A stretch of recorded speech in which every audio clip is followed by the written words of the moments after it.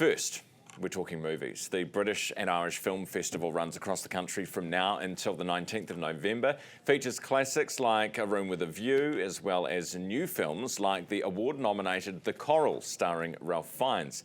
Also, the new Spinal Tap movie. Fergus Grady is the festival director and joins me this morning. Good morning, good to have you here, Fergus. Kia ora, Ryan. So tell me, what should we see? What's on? What's good? Well, we have 23 films screening from now till the 19th of November, as you were saying.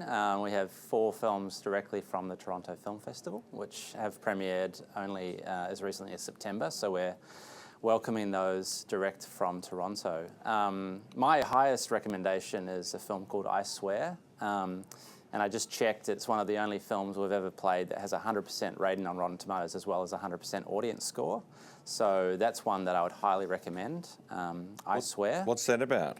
So it's about Tourette's, so it's obviously not an easy sell, but it's a true story and it's set in Scotland with some great Scottish cast, Peter Mullen, Shirley Henderson, and the director directed an Irish film which your viewers might remember called Waking Ned Devine, which was a huge film. It was. So that's my highest recommendation. We also have a New Zealand-UK co-production called Moss and Freud, which is produced by Matthew Metcalf, one of the busiest producers in New Zealand, and that was funded through the New Zealand Film Commission. So another one that I'd recommend. Brilliant. I'm just looking at I Swear. Is it one of those kind of like touching but also quite funny? Correct. Yeah. Tears and laughter in the same film. So I mean, I go on Letterboxd and I go on Rotten Tomatoes and I read the audience reviews, and that's one that really has got a lot of emotion in some of the reviews. Yeah. What is the deal with Rotten Tomatoes?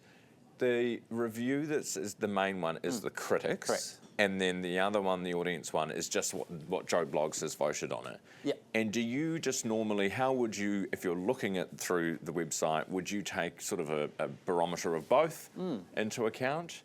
It's really interesting. You know, I think a lot of the time they're polar opposites. You have a film that gets absolutely destroyed by the critics, but with the audience expectations, they're probably a low bar, and they're actually quite exceeded most of the time. So we see an inverse of a high audience score and a low critic score. So that's why I was saying it's very rare to see a film that has 100% on both. Why are movies so long these days? Aren't they getting longer, or is it in my head? I think what we're seeing is that with the impact of streamers and what streamers have done, say Netflix, given these great directors like David Fincher and Scorsese, unfettered, access to budget as well as the editorial. They can make 3-hour films, and then that's become kind of commonplace now that we can make 3-hour films.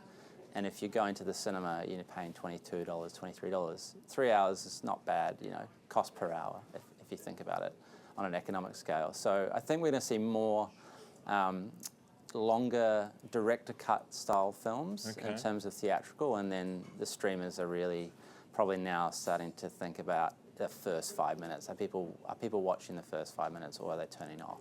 And that's the real barometer, I think, for the streamers. And where does this leave festivals? Does this leave almost like more interest in festivals because there's more of a hunger to go and have that experience? I hope so. I mean, we're like 100% Kiwi owned. We're curated in terms of all the films that we select for the festival we watch. There are no kind of external pressures in terms of what we decide with the program.